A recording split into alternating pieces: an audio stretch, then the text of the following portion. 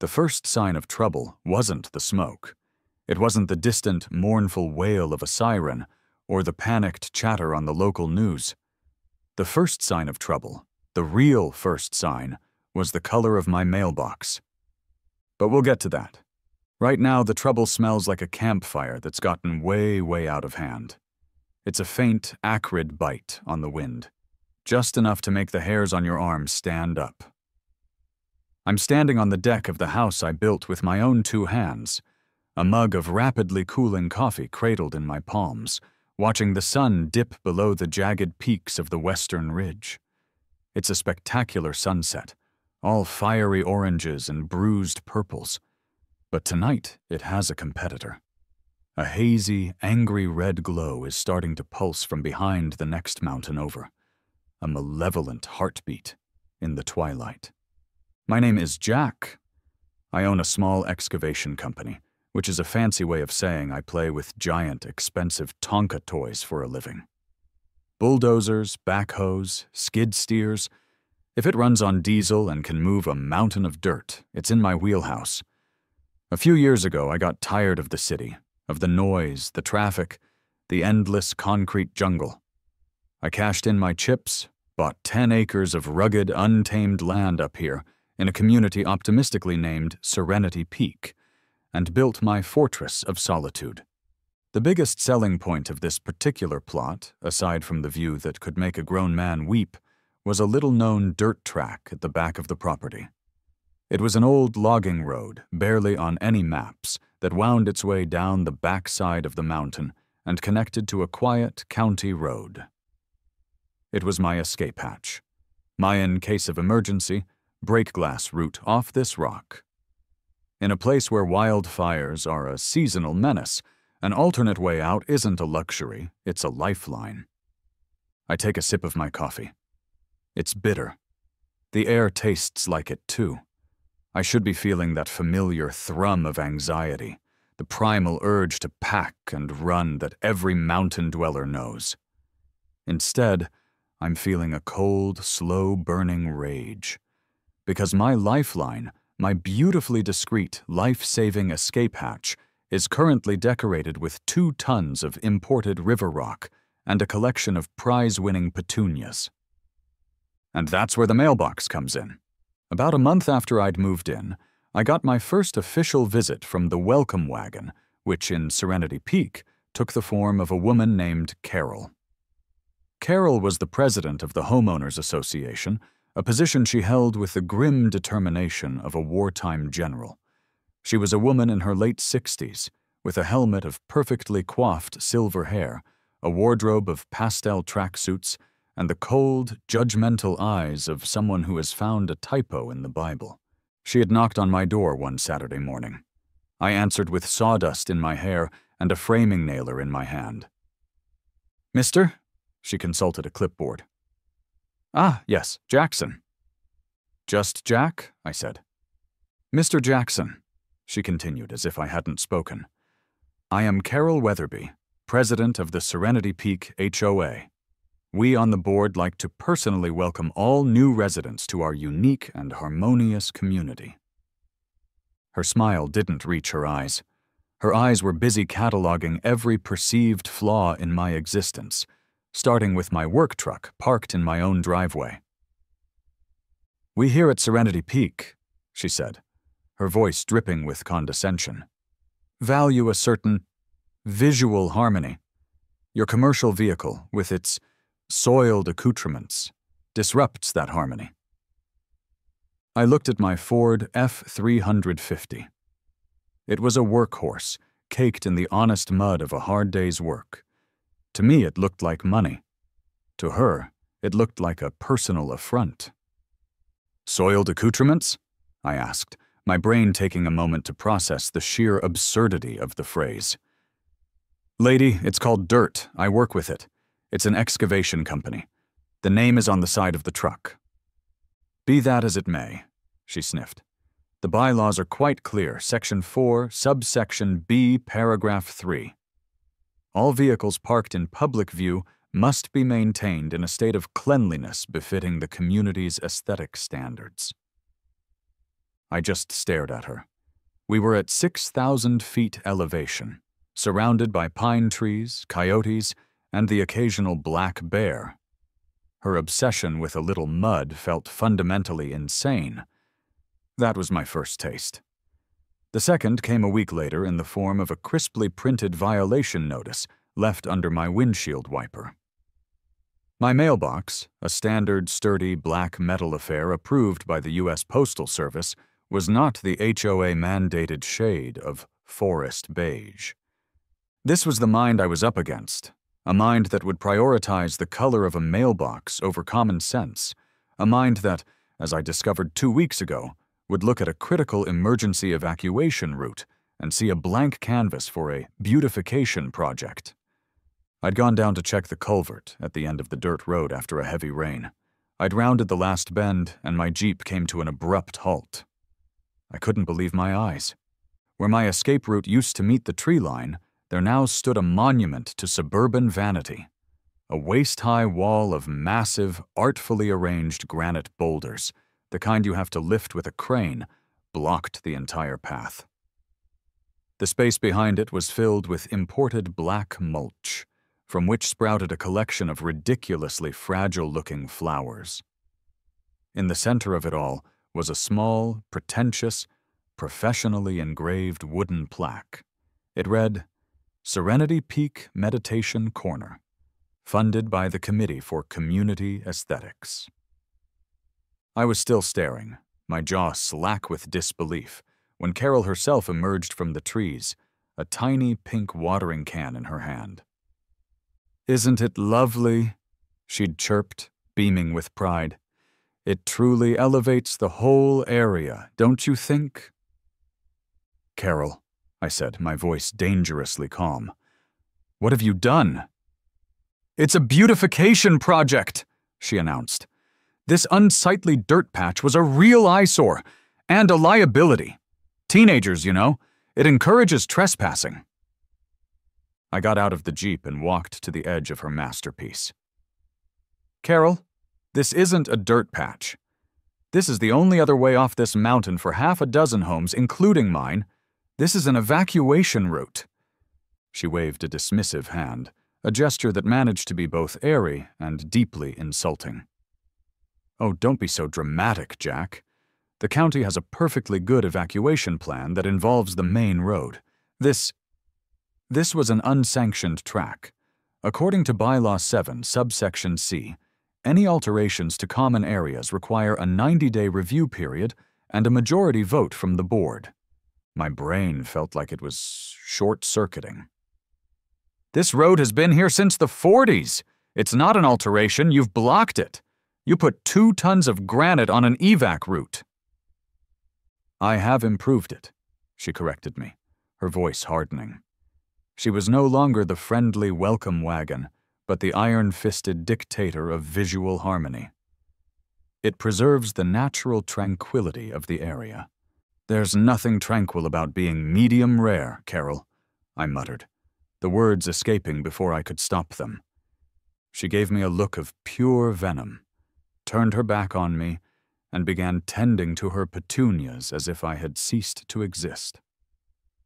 I stood there for a long time, listening to the gentle tinkle of water from her fancy can and the roaring in my own ears. I was dealing with a zealot, a person so wrapped up in her petty kingdom of rules and regulations that she couldn't see the life and death reality staring her in the face. And now, standing on my deck, watching that angry red glow paint the underside of the clouds, I knew the time for debate was over. The abstract threat had become horrifyingly real. Carol's monument to stupidity was no longer just an annoyance, it was a potential tombstone. The next morning, the rage had cooled into a hard, dense knot of purpose in my gut. The sky was a sickly yellow-gray, and the smell of smoke was no longer a subtle hint, but a constant, oppressive presence. The local news channel had a reporter standing on the side of the main highway, a map with angry red splotches superimposed next to her head. The fire had grown overnight. They were calling it the Ridge Fire. A soft evacuation order was in place for the next county over. For us, it was level 1. Be ready. I wasn't going to just be ready. I was going to be proactive. I was going to try one last time to do this the right way. My first call was to the county planning department. After a 15-minute journey through an automated phone tree that seemed designed by MC Escher, I finally got a live human being on the line.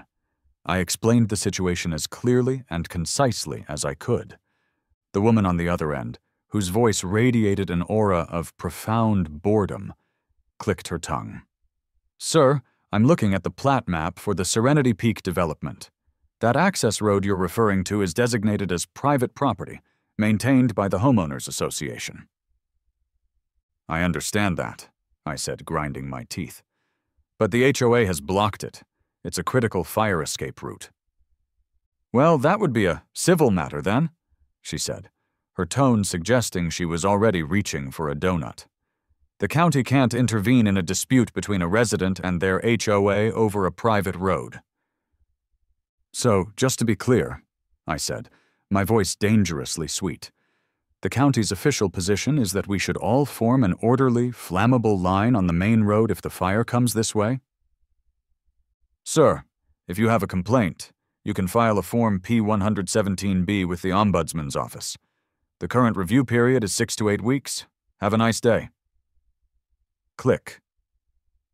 My next call was to the non-emergency sheriff's line. I got a Deputy Miller, who sounded about 12 years old. He listened, took copious notes, and promised to swing by and look into it when he had a chance.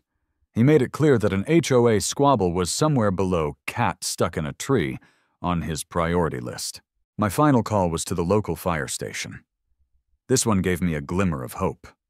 I spoke to a Captain Rodriguez, a guy who sounded like he'd been fighting fires since the earth was cooling.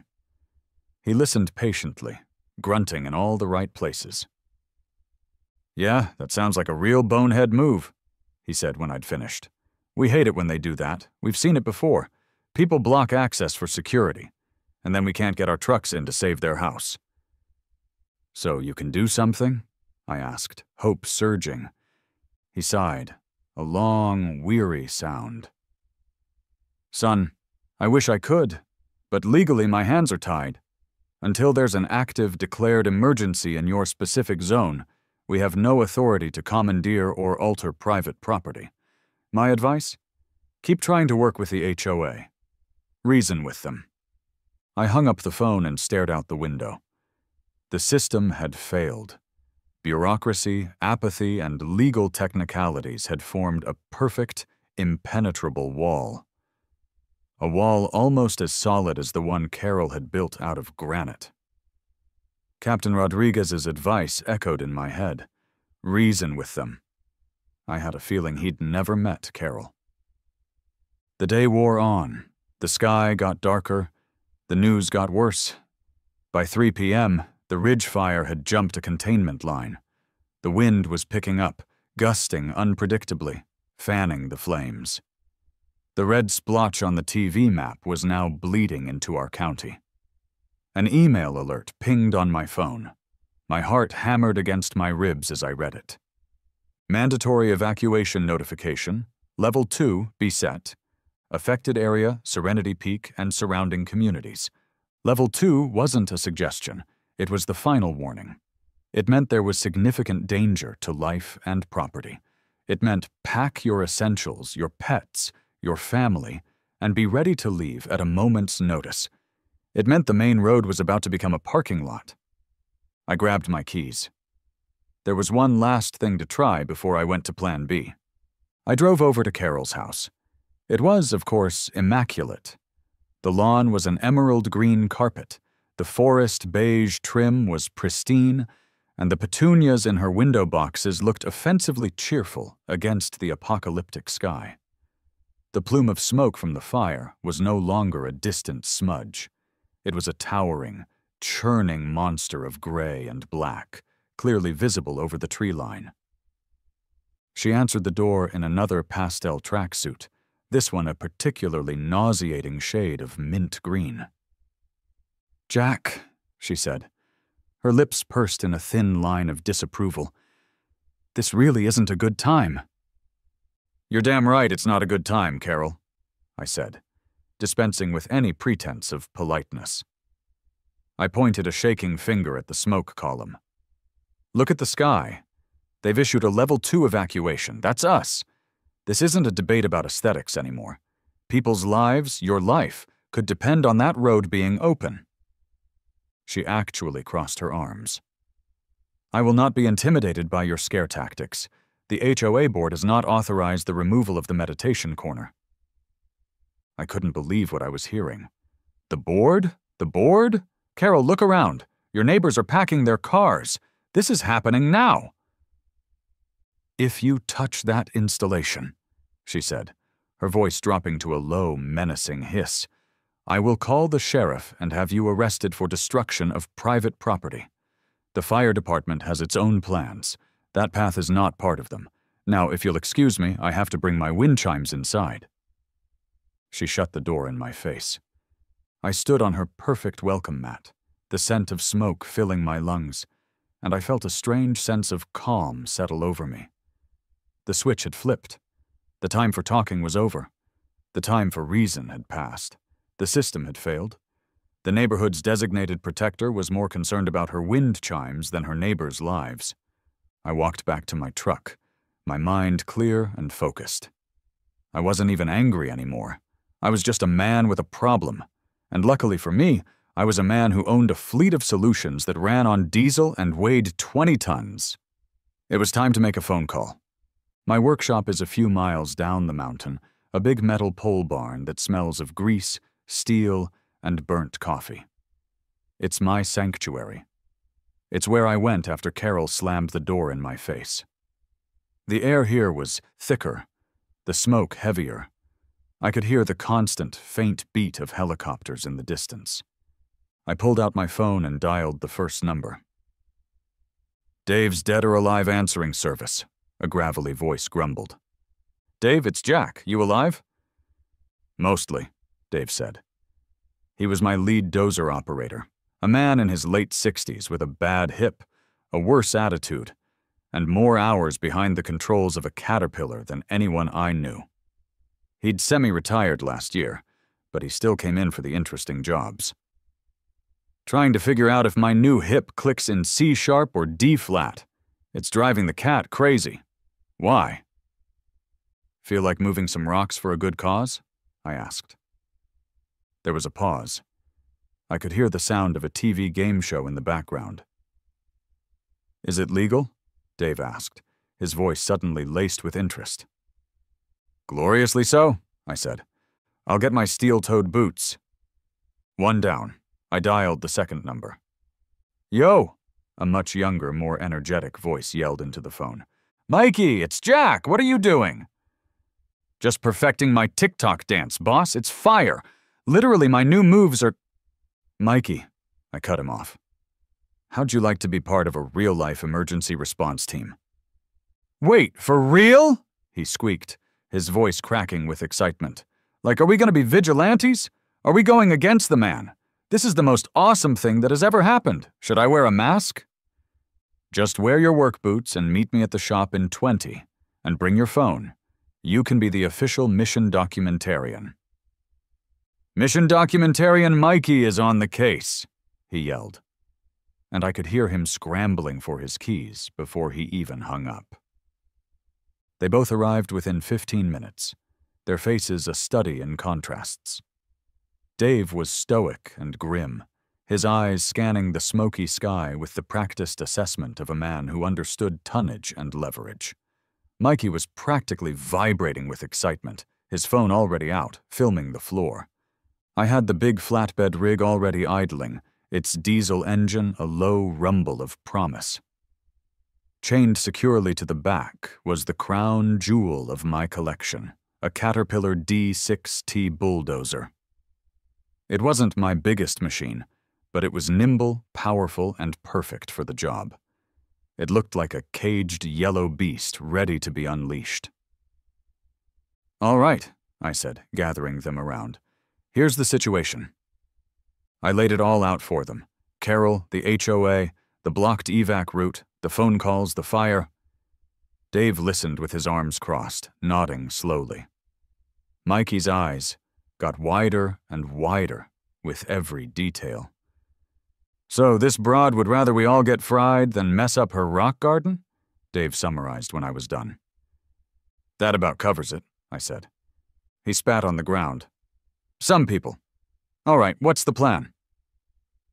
The plan is simple, I said, clapping him on the shoulder. You're driving the rig. Mikey, you're in the chase truck. I'll lead in my Jeep. We're going up there. We're giving her one last chance to see reason, and then, Dave, you're going to make a hole. A slow grin spread across Dave's weathered face. My pleasure, boss. Mikey pumped his fist in the air. Operation Mountain Freedom is a go. I'm so getting this on my Insta story. I rolled my eyes, but I couldn't suppress a grim smile of my own. It was madness. It was probably illegal on 17 different levels. But it felt right. Bureaucracy had failed. Talk had failed. It was time for a solution that spoke a universal language. Horsepower. The drive up the mountain was one of the most surreal experiences of my life. We were a bizarre little parade of purpose, heading into a potential disaster zone while others were starting to flee.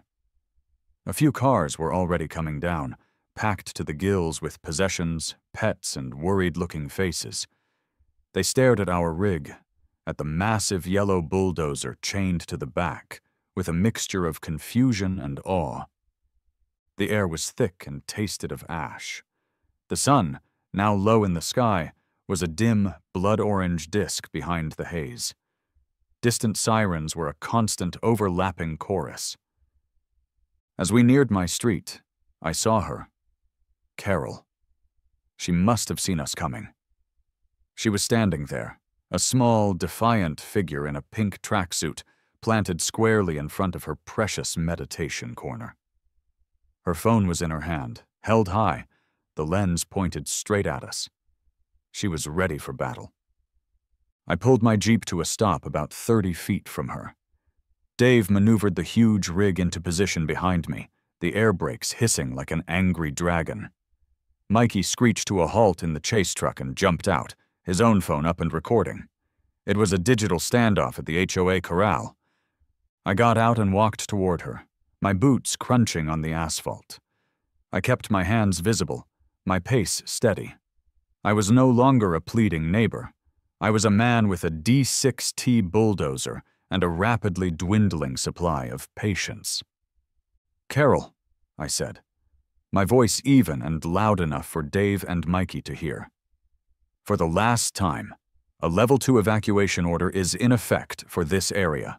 You are willfully obstructing a designated emergency evacuation route. I am giving you a final warning. I looked at my watch. The glowing red numbers on the TV screen had seared themselves into my brain. It's 5:47 p.m.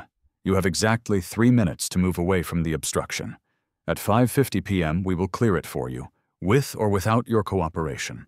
She let out a sound that was half scoff, half shriek. You're insane! I'm on the phone with 911 right now. They're on their way to arrest you, you and your thugs. She put her phone on speaker, and a tinny dispatcher's voice could be heard.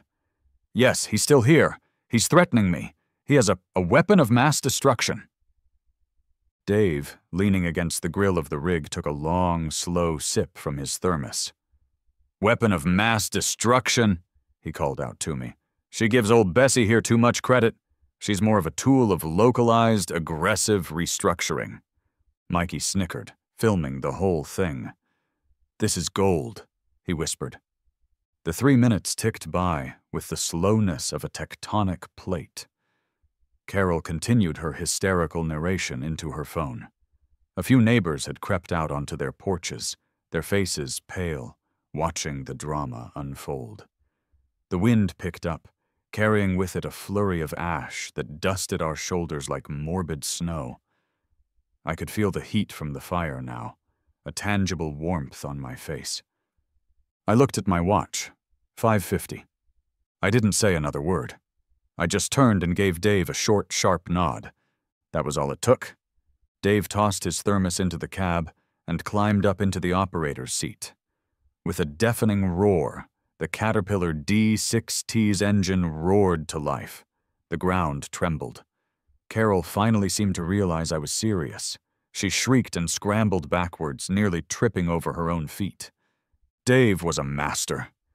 He unchained the Dozer, backed it off the flatbed, and swung the machine around to face the blockade. The steel tracks chewed at the asphalt, leaving scars. He lowered the massive 12-foot blade. For a moment, it hovered just above the pristine rocks. A guillotine paused before the drop. Then, Dave pushed the lever forward. The sound was glorious. It started with a high-pitched screech as the hardened steel edge of the blade bit into the first of the imported granite boulders. There was a deep, grating crunch as the rock, which probably cost more than my first car, was unceremoniously shoved aside as if it were a pebble. It tore through the landscape fabric with the sound of ripping canvas. The expensive, drought-intolerant flowers vanished in a puff of pink and purple. The decorative solar lights popped like champagne corks at a redneck wedding. The little wooden plaque that read, "Serenity Peak Meditation Corner," was splintered into a dozen pieces and buried under a tidal wave of its own mulch. Dave wasn't just destroying it. He was erasing it. He worked the controls with the delicate precision of a surgeon, pushing the entire mess, rocks, dirt, flowers, and Carol's shattered ego, 50 feet into the woods. He made 2 passes. The first cleared the bulk of it. The second smoothed the path, scraping it clean right down to the hard-packed dirt of the original road. It was over in less than 60 seconds. Where a monument to suburban vanity had stood, there was now a wide, clear, beautiful path, a perfect, unobstructed evacuation route. The Dozer's engine idled down to a low thrum. A cloud of dust and pulverized petunias hung in the air. The only other sounds were the distant sirens, the whispering of the wind, and Carol's ragged, incoherent sobs. And then, a new sound joined the chorus. A siren, but this one wasn't distant. This one was close, and getting closer. A sheriff's patrol car, its lights painting the smoky twilight in strobes of red and blue, came screaming around the corner and skidded to a halt, boxing in my Jeep. The timing was so perfect it felt scripted. 2 deputies emerged. The first one out of the passenger side was young, with a military-style haircut and a chin-strap beard that he probably thought made him look tough. It didn't. He had "by the book" written all over him. This had to be Miller. He put a hand on the butt of his sidearm as he approached me. The driver's side door opened more slowly. Out climbed a man who was the polar opposite of his partner. He was older, paunchier, with a magnificent gray mustache and a look on his face that suggested he had been profoundly tired since the Clinton administration. This was a man who had seen every flavor of human stupidity and was thoroughly unimpressed by all of them. This had to be Sergeant Reynolds. Carol, her face streaked with tears and dirt, ran to them. "Arrest him!" she screeched, pointing a trembling finger at me. "Arrest them all! Look what he did! He destroyed it! He used a tank!" Officer Miller puffed out his chest and marched over to me, all righteous indignation. "Sir, I'm going to need you to turn off that machine and step away from the vehicle," he ordered, his voice cracking slightly. He was clearly trying to project authority he didn't quite have yet. "Machine's off," Dave grunted from the cab. Miller got right in my face. I could smell the stale coffee on his breath. "Do you have any idea how many felonies you just committed? Destruction of property, vandalism, reckless endangerment with heavy machinery? I could take you in right now." I didn't flinch. I just looked him in the eye, my newfound calm still holding firm. "I cleared an evacuation route during a Level 2 fire evacuation order," I said, my voice level. "Frankly, officer, you should be thanking me. Thanking you? He sputtered, his face turning a blotchy red. Miller, shut up for a second, Sergeant Reynolds said, his voice a low, weary rumble. He'd been ignoring Carol's histrionics and was instead surveying the scene with a slow, methodical gaze. He looked at the perfectly cleared path. He looked at the churning smoke column on the horizon. He looked at the line of headlights that was already starting to form on the main road down the mountain. Then his gaze fell on me. "Son," he said, and it wasn't an accusation, just a statement of fact.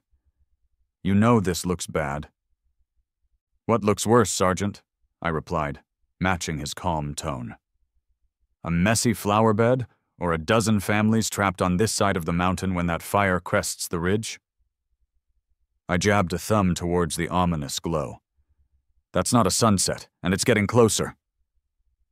Reynolds walked over to the path Dave had cleared. He kicked at the dirt with the toe of his boot.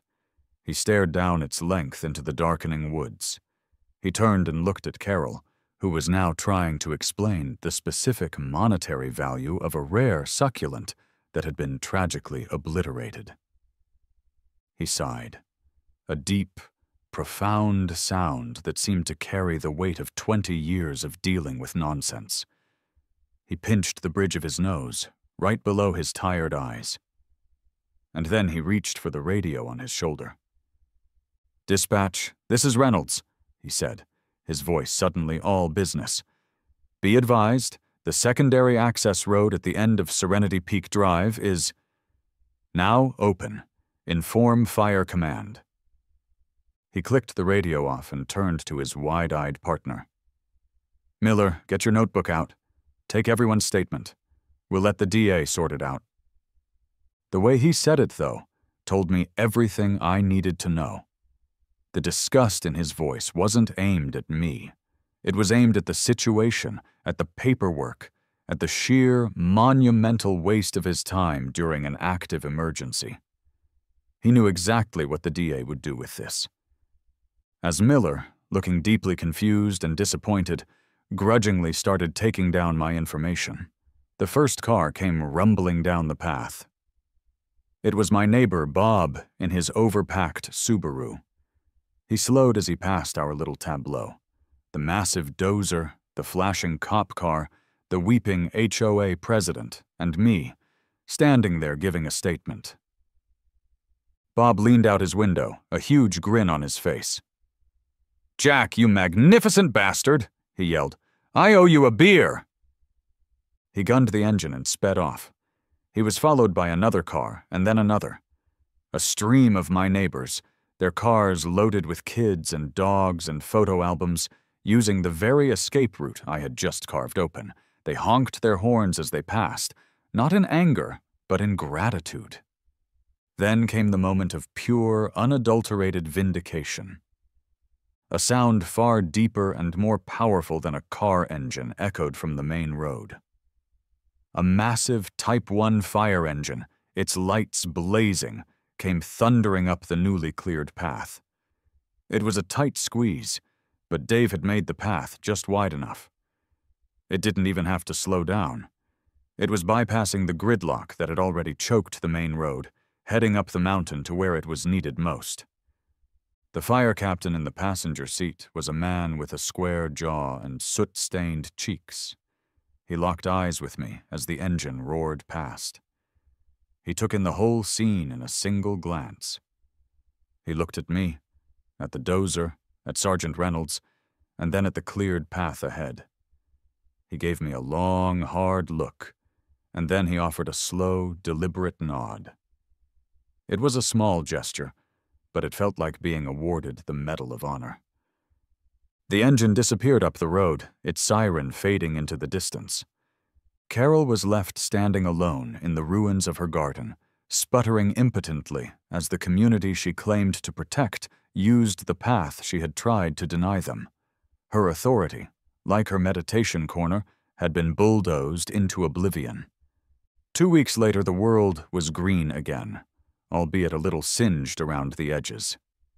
The ridge fire had been contained after charring 30,000 acres and giving everyone in a 50-mile radius a serious lesson in humility. The evacuation orders were lifted, and life was slowly returning to a new kind of normal. I was at the Greasy Spoon, the local diner down in the valley, nursing a cup of coffee and a large slice of apple pie. I was trying to decompress, to wash the taste of smoke and adrenaline out of my system. The little bell above the door jingled, and in walked Sergeant Reynolds, out of uniform, wearing a faded fishing shirt and a pair of jeans. He spotted me in my booth and ambled over, a slight smile playing under his magnificent mustache. "Mind if I join you, Mr. Jackson?" he asked. "Only if you call me Jack," I said, gesturing to the seat opposite me. He slid into the booth and ordered a coffee from the waitress. "Heard you were a local hero," he said, his eyes twinkling. "The guy who fought the HOA and won." I shrugged. "Just a guy who owns a bulldozer and has a low tolerance for stupid." "Well, I figured you might want to know the official outcome," he said, leaning forward conspiratorially. "I filed my report, all 200 pages of it, complete with Miller's breathless testimony and about 50 photos of flattened flowers from Miss Weatherby. It went all the way up to the district attorney." He paused to take a sip of his freshly delivered coffee.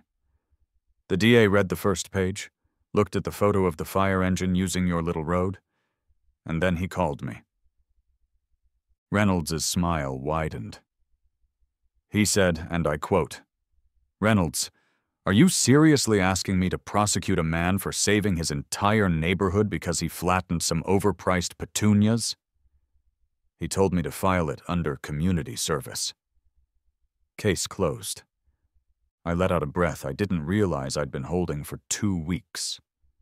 "What about Carol?" Yes, Queen Carol," Reynolds chuckled. "From what I hear, there was a revolution at the HOA. That video your boy Mikey took went viral locally. Apparently, seeing your HOA president try to block a fire escape route during an active blaze doesn't play well with the membership. She was forced to resign in disgrace. They're still looking for a new president. No one wants the job." We sat in comfortable silence for a minute, the clatter of the diner filling the space. It was the best tasting coffee I'd ever had.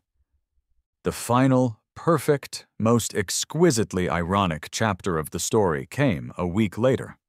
My phone rang. It was an unfamiliar number. "Is this Jack's excavation?" a nervous-sounding man asked.